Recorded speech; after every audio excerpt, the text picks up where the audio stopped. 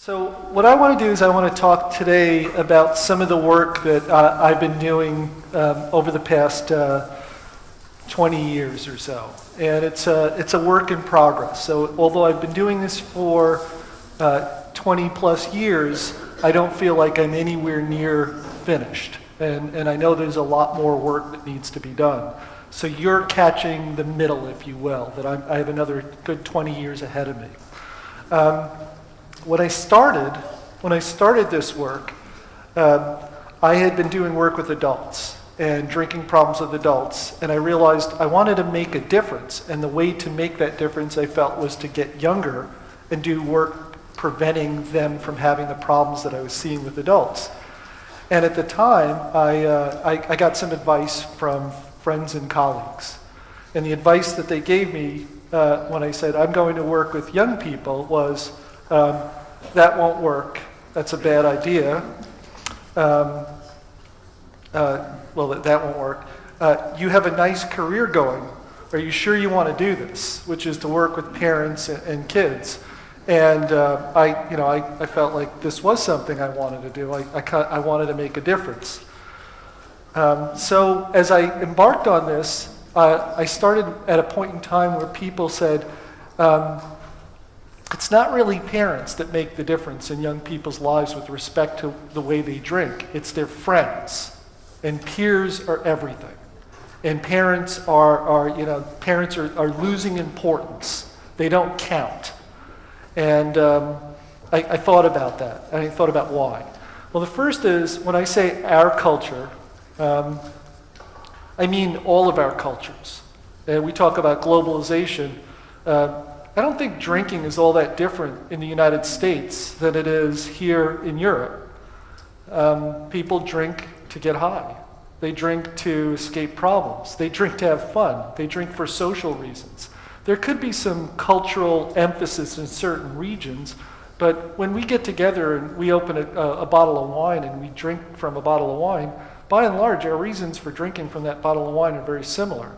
When our kids drink a beer or where our kids drink alcohol, whether they're children in Switzerland or children in France or children in the United States, they're experimenting just like everybody else. And so I heard the question this morning, well, what about the cultural differences? I'm not saying they don't exist. I believe they exist and they're powerful. But a lot of the early initiation and the young abusive patterns that we see, they seem to have very common threads, common elements, no matter where it is. In all of our cultures, drinking's a part of everyday life. It's part of the social experience that we engage. And it happens at all different ages. And by and large, young people drink for many of the same reasons that we do as adults.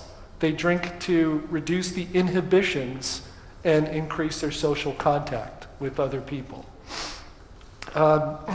Some people actually make drinking either a competition or a game, and that's kind of youthful, but there's still peer influence for adults. There's many times where people say, well, I don't know if I should have another one as an adult, and they say, well, just a little bit more. There's only a little bit of wine left in the bottle, and they'll pour it. And so peer pressure exists even for us as adults, because more often than not, we'll say, oh, okay, fill my glass. I'll be fine. So why do youth drink? We talked about this. One is their friends. Their friends drink. And where would they be without their friends to pour alcohol in their mouths when they pass out? I mean, really. Increased opportunities. We know that as it becomes more available, young people drink more often. So when it's in their home, when it's in their environment, when it's around them, they drink more, quite simply. And other reasons why youth drink is they are willing, and this is what we call increased willing. Dr. Mallett's here in the audience today with me, willing to experience what we as adults call consequences. They don't see these as consequences. So what we call bad things that happen to young people when they get sick or when they get hurt or when they get in fights or any of the things that we think of as negative consequences, they see as part of, this is just things that happen when you're young and you drink. And so they're more willing perhaps to experience the harm that comes with drinking than as an adult. For example, if I drink too much and I am tired the next day and I don't do a good job at work, The next time I'm going to drink, I might say, oh, not so much. I got to get up tomorrow. With young people, they're more willing to have the negative things happen because they believe that's part of the price they pay for the experiences that they have. So why do they drink?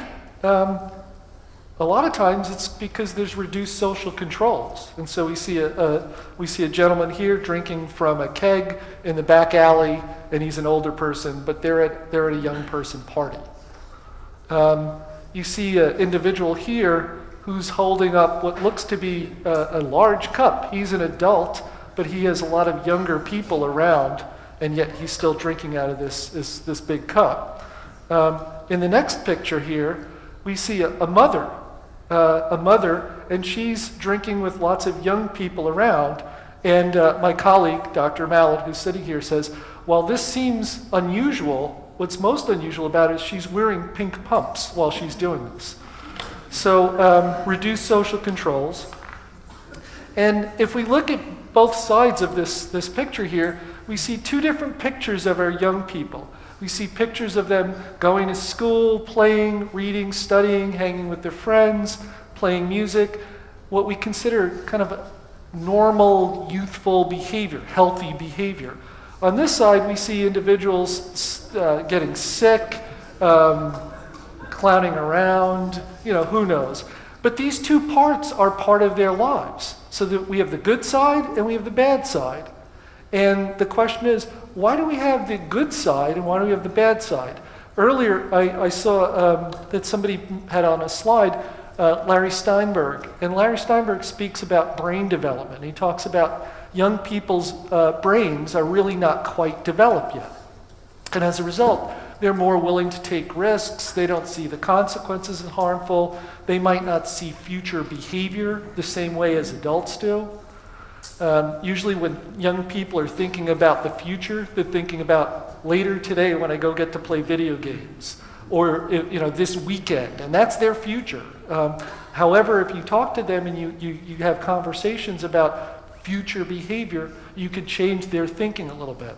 And I think it's not a matter of is the brain developed or not developed, but rather to what degree are the paths connected between emotion, I want this now, and the higher processing centers that make me think about, is this a good thing to do or a bad thing to do, problem solving and the like.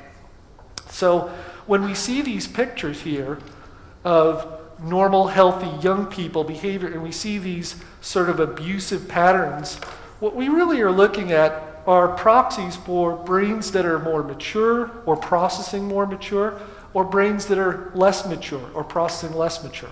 And what I call, this is my English jargon, I call them proxies for this, or examples of the behavior. And if we look at a brain development, this is a young child at 5 years old, and we now know from Emmanuel's work that they could go shopping and know that they'll buy alcohol, but even at a young age. Up until 20 years old, we know that the brain doesn't fully form until 20 years old,